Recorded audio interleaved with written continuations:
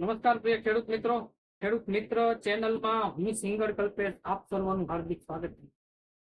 મિત્રો, આજે ખેતીની નવી માહિતી લઈને આપ સર્વની વચ્ચે આવ્યો છું. તો મારા તમામ પ્રિય ખેડૂત મિત્રોને વિનંતી છે કે વિડીયોને વધુમાં વધુ શેર કરી દેજો, જેથી કરીને બીજા અન્ય ખેડૂત મિત્રો સુધી પહોંચી શકે. ખેતીની વિશેષ માહિતી તમામ ખેડૂત મિત્રોને મળી જાય. તો મિત્રો, વાત કરીએ આજે જે મગફળી છે, મગફળીની ખેતી કરતા ખેડૂત મિત્રો કે જે અત્યારે ઘણા ખરા ખેડૂત મિત્રોને આગોતરા પણ વાવેતર કર્યા હશે. આગોતરા વાવેતરમાં જો વાત કરીએ તો ઘણા ખેડૂત મિત્રોને મગફળી છે 25 થી 30 દિવસની થઈ ગઈ હશે.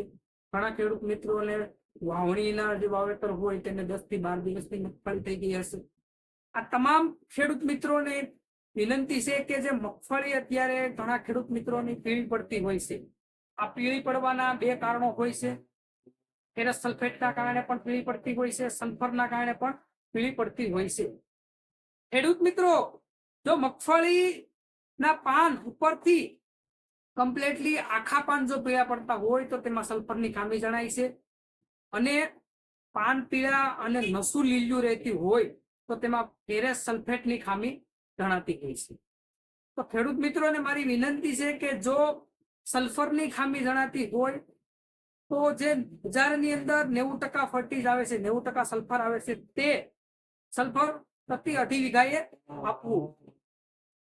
કોઈ ખાતર સાથે મિક્સ કરીને પણ આપી શકો છો, અથવા તો તેમાં કોઈ પણ રેતી સાથે તમે મિક્સ કરીને પણ આપી શકો છો, અથવા તો યુરિયા સાથે પણ તેને મિક્સ કરીને આપી શકાય છે.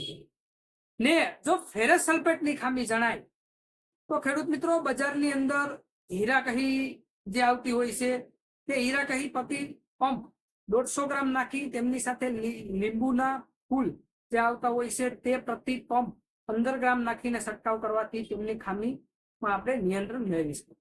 તો મારા તમામ પ્રિય ખેડૂત મિત્રોને વિનંતી છે કે જે મગફળી છે, મગફળીના પાકમાં આપણે ફેરસ સલ્ફેટની ખામી અને સલ્ફરની ખામી આસાનીથી દૂર કરી શકીએ છીએ અને ઉત્પાદન ખૂબ સારી રીતે આપણે એમાં મેળવી શકીએ છીએ. તો મારા તમામ પ્રિય ખેડૂત મિત્રોને કંઈ પણ પ્રશ્ન જણાય તો કમેન્ટ બોક્સના માધ્યમથી કમેન્ટ કરી શકો છો, અથવા તો તમે મારા કોન્ટેક્ટ નંબર ઉપર કોલ કરીને માહિતી મેળવી શકો છો.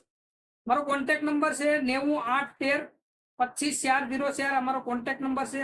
આની ઉપર કોલ કરીને પણ માહિતી મેળવી શકો છો, અથવા તો આ નંબર ઉપર તમે વોટ્સએપ દ્વારા મેસેજ કરીને પણ માહિતી મેળવી શકો છો. તો ખેડૂત મિત્રો, આપ સર્વની વચ્ચેથી રજા લેવાનો સમય થઈ ગયો છે. રજા લઉં છું. જય જવાન, જય કિસાન.